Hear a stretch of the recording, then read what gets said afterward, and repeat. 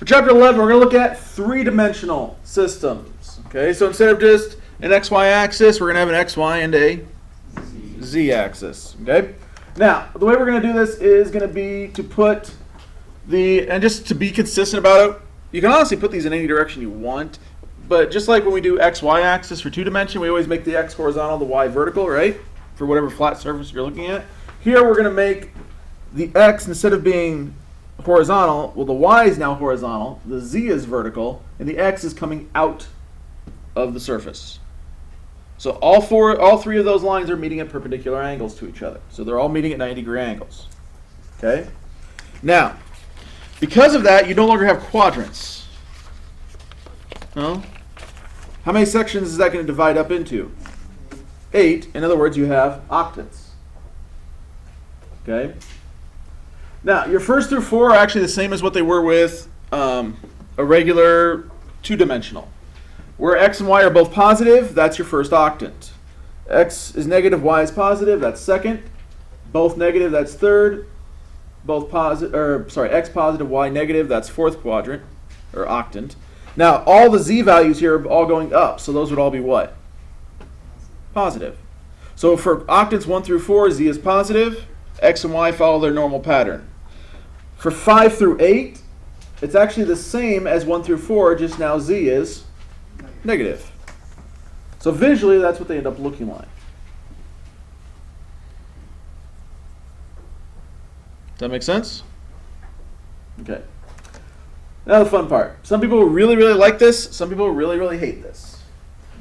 But the idea is we are going to graph in 3 space. So we're going to graph them in 3 dimensions. There we go.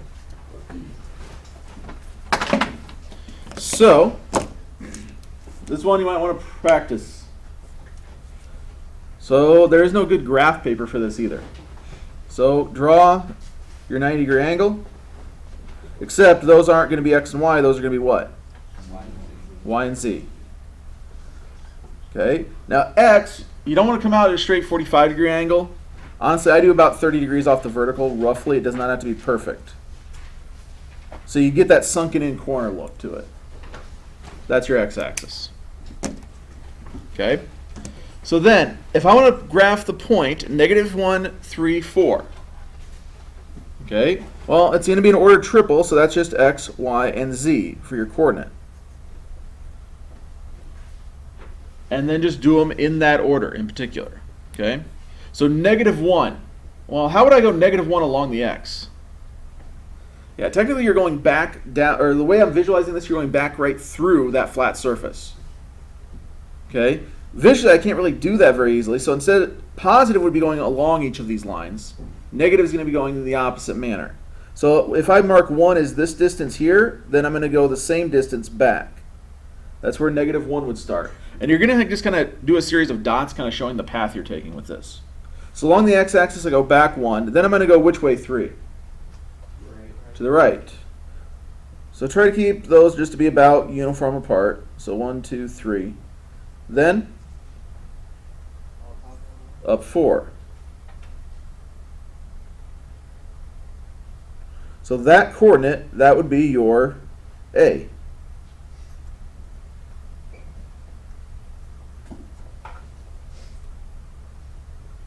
What octant would that be in? 2. Because if z is positive, then negative for the first coordinate, positive for the second octant. Just like second quadrant. Okay, what about for B? What octant would that be in?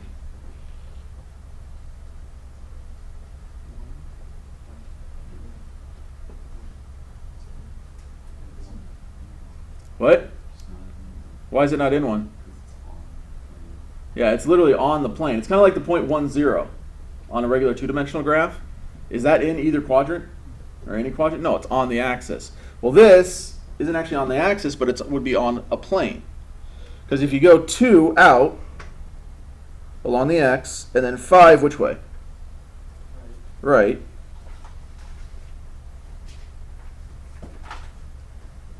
So about here, That's literally on that flat surface that would be coming out, kind of like the floor of the thing if you're looking at it that way. If you look at that as being a corner of a room. What about for the C? What octant is that? 1, yeah, everything's just positive. So I'm going to go 1 out, 3 right, so 1 here.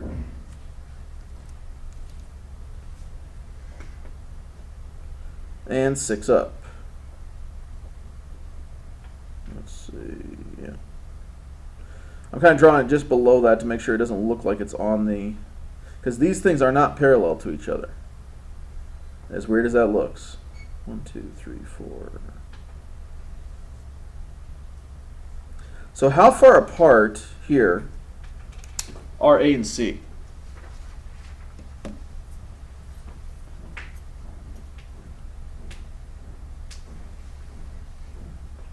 We can use distance formula in space. Could, we'll get there in a second, but more easy than that. How far apart depth-wise are they? 2. One's 1 inch, basically out from that screen. The other one is 1 inch behind the screen, or 1 unit behind the screen. Vertically, how far do they vary? Along the Z, 2 as well, from 4 to 6. But they are actually on that same 3 for the plane. They're both 3 out along the Y. This is, for some people, really like visualizing this. Some people, it gives them a headache. Okay? It's one of those things that practice makes perfect. Lastly, 2, -1, 4. How do I go about graphing that? 2 2 along the X, down 1. Or left 1. So 2 along the X, and then left 1, and then up 4.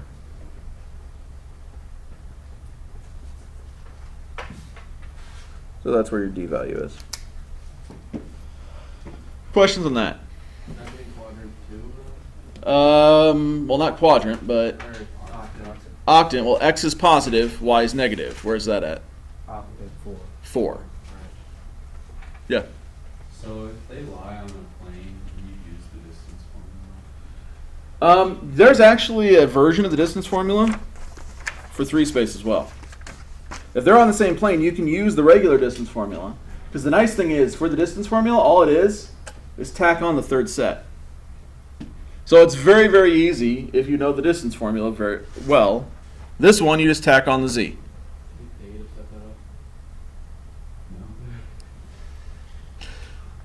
No. Okay, so just your difference of the X's, difference of the Y's, difference of Z, square them all, add them up, square root. Go ahead and do that for these 2 points. Figure out the distance between them.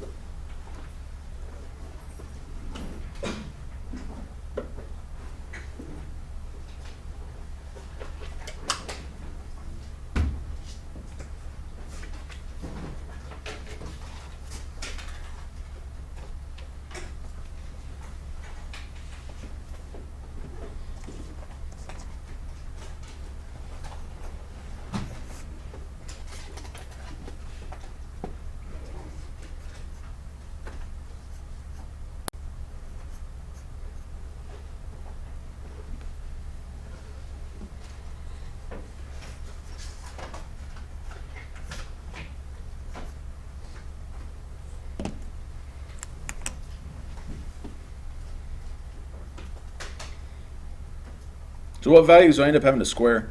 Square root of 17. Anybody else get square root of 17 for the final thing? Okay. Now what values actually go in here? Oh, sorry. 944. Yeah. So 3, 2, and 2. Or you could have -2 for one of them, but yeah. So you just get 9 plus 4 plus 4. And leave it as, simplify into the radical, but just leave it as that exact value rather than the decimal. So that's how far apart they are. A little bit more than 4 units. Easy enough? Honestly, you end up seeing this pattern happen a lot. Because if I want to find the middle of 2 points, guess what? Just tack on the Z. Midpoint for the regular coordinate X and Y. Same type of thing for midpoint for ordered triples. So, go ahead and find your midpoint.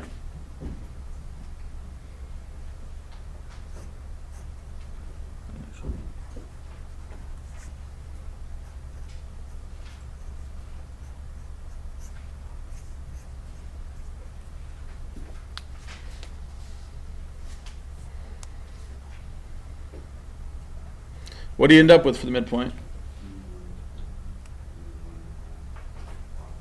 Yeah. There's not any nice numbers here. I forgot about that. Anything negative? No. So I'd honestly probably leave them like that. I wouldn't bother with that. 3, 1, half. Oh, that last one's 5. I'm sorry. There we go. So that's 10 half. See, I knew there was a reason I wrote that. I just forgot. So yeah, change that last one to a 5. So 3 halves, 1 half, and 5. Don't get lazy with this stuff. It's very easy to do because it seems real simple. And this is a part of the test where you'll be kicking yourself when you miss something like that. Because you get in a hurry with it and aren't paying attention. Equation of a sphere is actually very similar to the equation of a circle. Again, just tack on the z value. So you have x minus the h, y minus k, and now z minus j. All that's going to be equal to your radius squared still.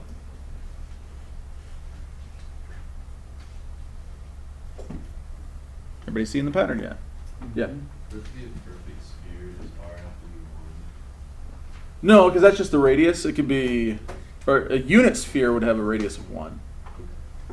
But yeah, any this, as long as it has this format where it's equal to, yeah, as long as you can force it into this format where there's not extra x times y's anywhere or any weird thing like that, it's going to be a sphere. Yeah. How are they picking those variables for the h, k, and j? Well, we've used hk for the coordinate Yeah. for a long time, right? Yeah. But why did they? So think alphabetical order. So hk, what would it be? Well, no, that wouldn't be next. I was trying to think. They skip over I. H I J K. Yeah. Well, they skip I because of I's. imaginary numbers, obviously. Okay. Why they put J third, I have no idea. And the other thing is, guys, it's completely arbitrary. You can use whatever letters you wanted for them. We just kind of decided X, Y, Z Q. back into the alphabet for variables. Because originally, from the guy who came up with the whole coordinate system we use, the X, Y axis, actually wanted to use like the vowels A, E, I, O, U as your variables instead of X, Y, Z. That was Descartes. Fermat was the other guy that wanted to use the X, Y, Z. So we name it Cartesian coordinate plane for Rene Descartes, the guy who said, "I think, therefore I am," philosopher dude, mathematician. But the way we actually do everything is almost the exact opposite of what he wanted. He wanted constants to be consonants, and vowels to be variables. Whereas what Fermat did was the back end of the alphabet he did variables, and then the front end of the alphabet A, B, C he did as constants. And then things like H, J, K are just kind of in the middle. So technically up there, those aren't variables. They stand for set values. Okay, X, Y, and Z are variables. They need to stay X, Y, and Z. So that's why he used back into the alphabet for that, the kind of things that were amorphous in the middle and the constants at the very front. That's the reason, at least as far as I know. Anyway, so if I want to write the equation of the sphere, well, honestly, pretty much easiest thing there is. What goes first? X minus 1. Don't screw up the signs. Then, and z plus 2 is equal to 16. Now, does this intersect the xy plane? Why? How do you know? It goes what? It goes forward, so you have to break it onto the center. Well, it goes forward from what? The center. The center. How far? What do you mean goes forward? Which way? Up and down on the z-axis. Yeah, it goes forward every way, right? Yeah. But as far as the z-axis, this xy plane is going to occur when z is what? 0. So graphically, what's going on here is you have 1, 5, 2. 1, 5, negative 2 is going to be about here. And mark that off a little bit better so you can see it. So about here, and you're going to have a radius of 4. So it's going to come up 4 from here. So you end up with a sphere that is going to cross over. Okay? There's not a great way to draw that. This is kind of the roughest visual you can get on it. And the downside is the graphing software to do this isn't out there for free yet. You can find it. There's different versions, but they're going to cost you, even as a college student, about $50 minimum. And if as a non-college student, they're going to cost you $300 to $400. So hopefully, in the next couple of years, they'll actually have the 3D software for free like that, but not yet. Excuse me. Thank you. Okay. Questions on that? So because you're only 2 units down and it goes 4 units in all directions, you're going to cross that plane. Now again, this is all a little bit too easy, so we've got to do a little bit of work. If I want to find the center and radius given by this formula, what would I have to do? Complete the square. How many times? 3. So, what do we do first? Put the 10 on the other side. Put the terms, move the 10 over, put your terms together. So x squared plus the 4x. I'm going to put in my blanks now. Y squared minus 2y. And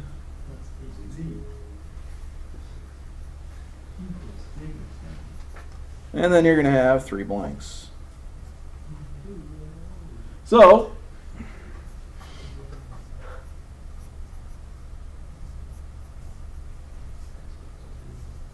oops, actually. The first one will be what? So what goes up here? Down here? Minus 1 up here? What? Plus 1. I was hearing 2 as well. 1 squared is just 2. What goes down here? Plus? 16. Coming back to everybody after the break? Mm-hmm. Okay. So what goes in these 3 blanks then? Anything need to be negative? No. Add them up. What do you get on the other side?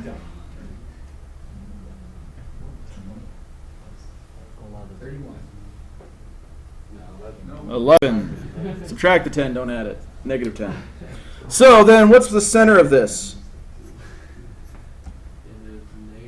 Two, one, 4. And the radius? Square root of 11.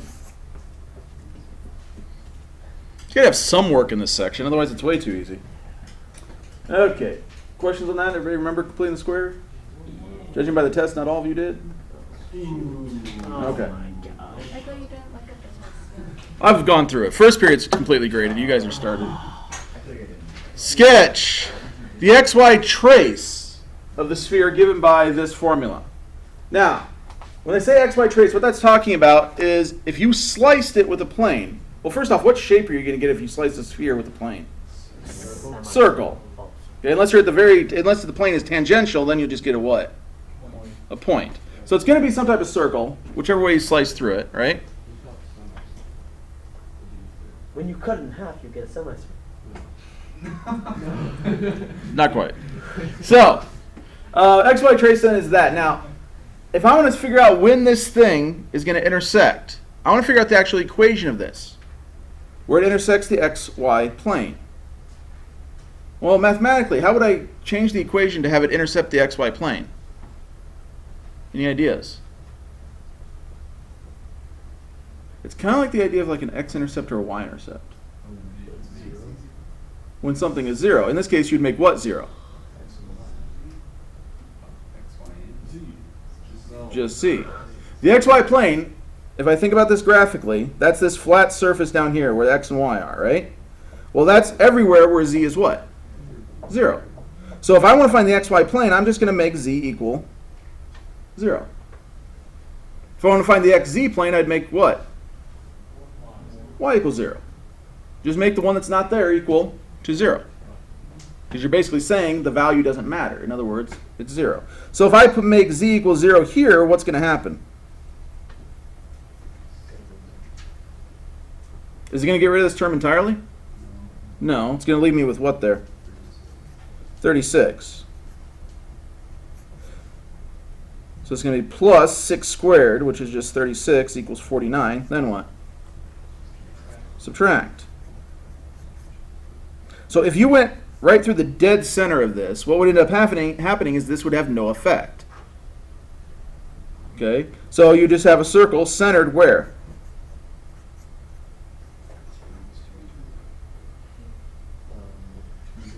At 2, 3. And my radius would be 7 if it was right through the dead center. The great circle is what they call that for a sphere. If you think about the Earth, it's just the equator. Here, this is going to equal what? Square 32. This is going to equal 13. So the radius of this circle will be square root of 13. So then if they want you to actually sketch the thing, so I'm going to go 2 over 3 up. Now I'm going to label this as the x, y.